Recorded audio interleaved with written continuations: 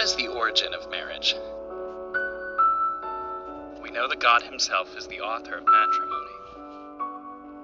According to the Church, the exclusive union of one man and one woman is a natural law, written in human nature by the Creator from the beginning, and common to humankind at every time, in every people and every culture.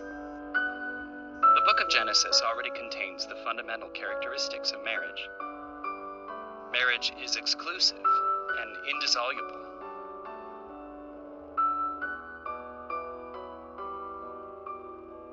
Matrimony is ordered towards procreation.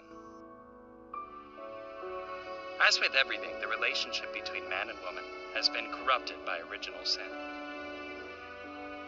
Jesus has healed it, not only by bringing marriage back to its original meaning, but by instituting it as a sacrament.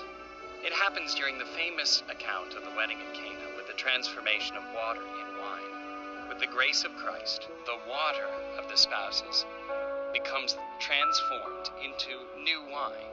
The love of the spouses is thus sanctified. The sacrament of matrimony is based on the free and reciprocal consent of the spouses to live a faithful and indissoluble love and openness to life. This is true to the point that for centuries the Church tolerated secret marriages based only on the consent of the spouses before two witnesses. The Council of Trent then established the canonical form of that consent, which today goes like this. I take you to be my husband, my wife. I promise to be true to you in good times and in bad, in sickness and in health. I will love you and honor you all the days of my life. Marriage is the only sacrament in which the minister is not an ordained minister, but the spouses themselves at the moment when they exchange consent before God, the Church, and the community. The priest accepts their consent and gives the Church's blessing. Tradition manifests the new status of the spouses with a blessing and the exchange of the wedding rings. An ancient symbol of commitment and fidelity, the wedding rings become a sign of consecrated life and are also an authentic sacramental that protects those who wear them from the temptations and attacks of the evil one against marriage. The valid celebration of matrimony creates a perpetual and exclusive bond between the spouses, which not even the Church has the power to dissolve.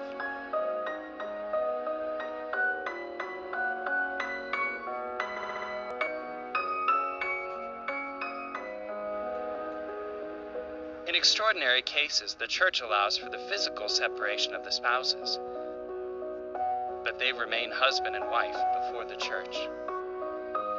The Church does not recognize any eventual new unions as valid.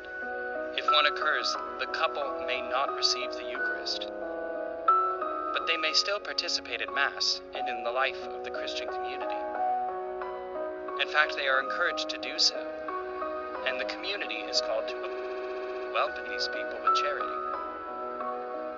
The annulment of a marriage is only possible when, after a deep investigation, the Church recognizes a defect in the prerequisites for the sacrament. In this case, the matrimony, the marriage, can be declared null, which means it never really happened. Unity, indissolubility, and openness to life are the essentials of marriage and reflect the fidelity of God to his alliance, his covenant, and of Christ to the Church. It's not an unachievable goal, but a path made possible by the power of Christ's grace.